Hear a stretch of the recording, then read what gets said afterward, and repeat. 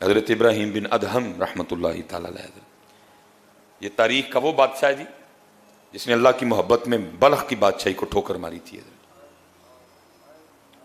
اور نیند کے حوالے سے حضرت وہ لکھا ہے کہ وہ تھوڑی تھوڑی نا وہ دل میں اللہ کی طلب کا دیا جل چکا تھا، لیکن بادشاہی بھی اور ساتھ طالب مولا بھی، دونوں چیزیں نہیں بھائی ساتھ چلتی ہیں، ایک یہاں یہ یہاں وہ، ابھی فیصلہ نہیں ہو رہا تھا۔ وہ لکھا ایک دن حضرت نا اپنے شاہی کمرے میں آرام کر رہے تھے، باہر پہرے دار ننگی تلواریں لیے کھڑے ہیں، اندر بھائی بادشاہ سلامت سو رہے ہیں۔ وہ سوتے سوتے نا حضرت کو فیل ہوا کہ کوئی گزرا ہے، حضرت اٹھ بیٹھے، پھر چھت پہ نہ کسی کے بھاگنے کی آہٹ بھی محسوس ہوئی۔ آپ نے آواز دے کے باہر پہرے دار کو بلایا، وہ آیا، فرمایا ڈیوٹی میں غفلت ہوئی ہے آج؟ اس نے کہا نہیں حضرت، دیکھیں ننگی تلواریں لیے کھڑے ہیں۔ فرمایا بندہ گزرا ہے؟ کہا حضرت ہو ہی نہیں سکتا۔ فرمایا میں نے چھت پہ اس کی آہٹ بھی محسوس کی۔ کہا حضرت ہو ہی نہیں سکتا، وہ راستے میں کوئی ایک پیرا ہے، کئی پیرے اس کو پار کرنے پڑیں گے وہ پھر آپ تک آئے گا۔ اچھا شاید وہ چلا گیا۔ حضرت ابھی لیٹے تھے نا، وہ جو اصل میں آپ کو جگانے آیا تھا وہ پھر بھاگتا ہوا واپس آیا۔ حضرت بھی الرٹ تھے، آپ نے جلدی سے پلنگ سے چھلانگ لگا کے نا اس کا ہاتھ پکڑ لیا۔ فرمایا تو اتنی رات کو چھت پہ کیا کر رہا ہے؟ اس نے کہا حضرت میرا اونٹ کھو گیا ہے، میں چھت پہ اونٹ تلاش کر رہا تھا۔ آپ نے فرمایا تیری مات تو نہیں ماری گئی، وہ کبھی چھت پہ بھی اونٹ ملے ہیں، اونٹ تو چھت پہ چڑھ ہی نہیں سکتا، چھت پہ اونٹ کو تلاش کرنا کہاں کی دانائی ہے۔ اب وہ آگے سے کہتا ہے حضرت اب آپ مجھے یہ بتائیں اگر چھت پہ اونٹ نہیں ملتا تو کیا پلنگ پہ رب مل جاتا ہے؟ اگر چھت پہ اونٹ کو تلاش کرنا نادانی ہے تو پھر مجھے اتنا بتائیں کہ پلنگ کے اوپر رب کو تلاش کرنا کہاں کی دانائی ہے؟ لیکن حضرت جی ہم میں سے پلنگ چھوڑے وہ نا جو رب کا تلاش کرنے والا ہو، حضرت پلنگ تو وہ چھوڑے حضرت جو جنت کا طلبگار ہو۔ ہم نے تو سارے سوتے ادھر ہی پلاٹوں کے کر لیے ہوئے ہیں حضرت، جنت میں تو پلاٹ چاہیے کسی کو نہیں، تہجد کے لیے تو وہ اٹھے جس کو جنت میں پلاٹ چاہیے، ہمیں تو سارے پلاٹ ادھر ہی چاہیے۔ اتھے والے تو پتہ نہیں کی ہو گیا حضرت، اللہ کہاں یہاں کا پلاٹ، کیا قربان جاؤں ادھر کے پلاٹوں پہ حضرت، کہاں ادھر کی کوٹھیاں، کہاں جنت کے محل حضرت، پتہ نہیں کیا ہو گیا حضرت، کو ہے ہی نہیں چاہنے والا، کسی کو طلب ہی نہیں، کسی کا نہیں دل کرتا حضرت شرابن طہورا پینے کو، کوئی نہیں جنت کے حوروں کا طلبگار۔ کیا ہو گیا یار، سارے اتھے کر بیٹھے ہو سودے، اللہ دیکھ بھی رہے ہو، میرا دادا چھوڑ گیا، میرا نانا چھوڑ گیا، میرا تایا چھوڑ گیا، میرا چاچا چھوڑ گیا، میری دادی چھوڑ کے چلی گئی، میری نانی چھوڑ کے چلی گئی، یہاں کئی احباب بیٹھے ہیں، امی چھوڑ کے چلی گئی، ابو چھوڑ کے، بہت تو کیا جپے لگا رہا ہے اس کو، اس کی تیاری کر جہاں جانا ہے، اس کی تیاری کر۔ ان الذین آمنوا وعملوا الصالحات ان لہم جنات تجری من تحتها الانہار۔ کیا ہو گیا بھائی؟ کہا اگر حضرت اگر چھت تے اونٹ نہیں لبدا تو پھر اے بھی سن لو پلنگ تے کدی رب بھی نہیں جے لبا ہے، اٹھنا پڑتا ہے پھر۔ بس حضرت پھر وہ آخری چوٹ تھی جو حضرت کو لگی، پھر گدڑی پہنی حضرت اور پھر رب کی تلاش میں لگے، اور وہی دور جو آپ کی بادشاہت کا دور تھا۔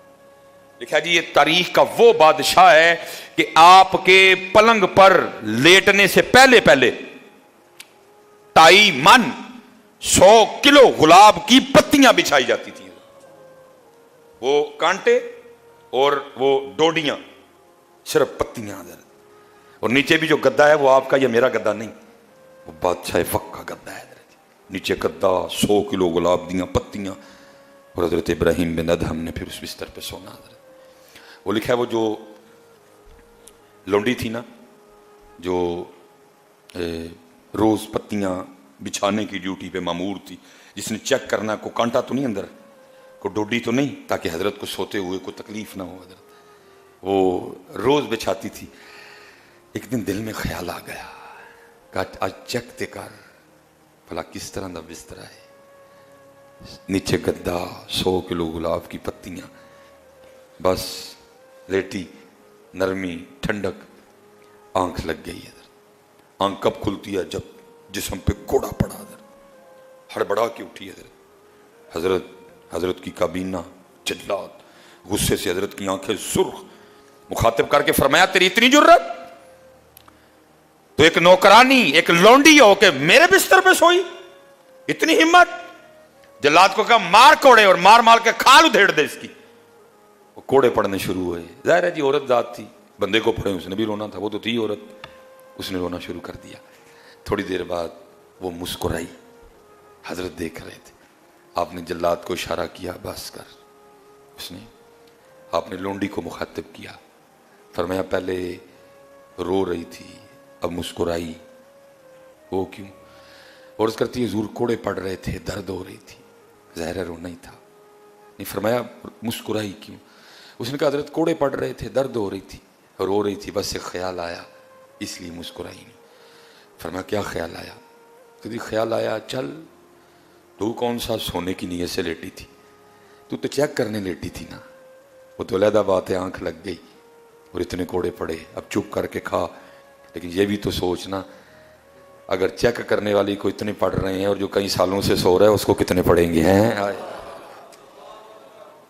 اگر چیک کرنے والی کو اتنے پڑھ رہے ہیں تو جو کئی سالوں سے سو رہا ہے اس کو کتنے پڑیں گے؟ حضرت جی او بھائی جی ہاتھ جوڑ کے جائے نہ سوئیوں حضرت، نہ سوئیوں حضرت جی، نہ سوئیوں میاں، یہ 30 دن ہمیں پریکٹس کروائی گئی ہے بندیا، ویخلا اٹھنا اوکھا کوئی نہیں ہوا ہے۔ فجر دا ٹائم تو 4:40 ہے مسجد میں، آج انشاءاللہ جو فجر ہوگی 4:40 ہے ہمارا ٹائم حضرت، تو ادھر تو آپ کو پتہ ہے 3 بجے اٹھتے رہے ہم سارے، اس لیے حضرت یہ جو 30 دن جو اٹھنے کی دولت میسر آئی نا رمضان کی برکت سے، اس کو کہیں کھو نہ دینا حضرت، اس کو پکا سینے سے لگا لو، اس کو پکا سینے سے لگا لو حضرت، اٹھو حضرت جی۔ آخری بات امام ابو القاسم کشیری رحمۃ اللہ تعالی نے لکھا ہے، کوئی بس جب مالک کرم کرے جی اکھاں کھول چھڑے ہیں، وہ کوئی تھے تو انہوں نے نا وہ لونڈی خریدی ہے، جب رات آئی نا تو آپ نے اپنی لونڈی سے کہا بستر پا سوئیں بس تھک گئے ہیں، وہ آگے سے پوچھتی ہے اے میرے آقا کیا تیرا بھی کوئی آقا ہے؟ اس نے کہا میرا اللہ میرا آقا ہے، میرا اللہ میرا مالک ہے۔ تو اس نے کہا پھر یہ بتا تیرا مالک سوتا ہے؟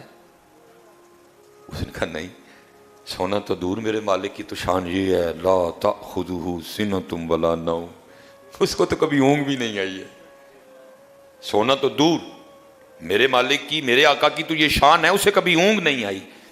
تو وہ لونڈی آگے سے رو کے کہتی ہے اے میرے آقا پھر تو کیسا غلام ہے، تیرا مالک جاگ رہا ہے اور تو سونے لگا ہے۔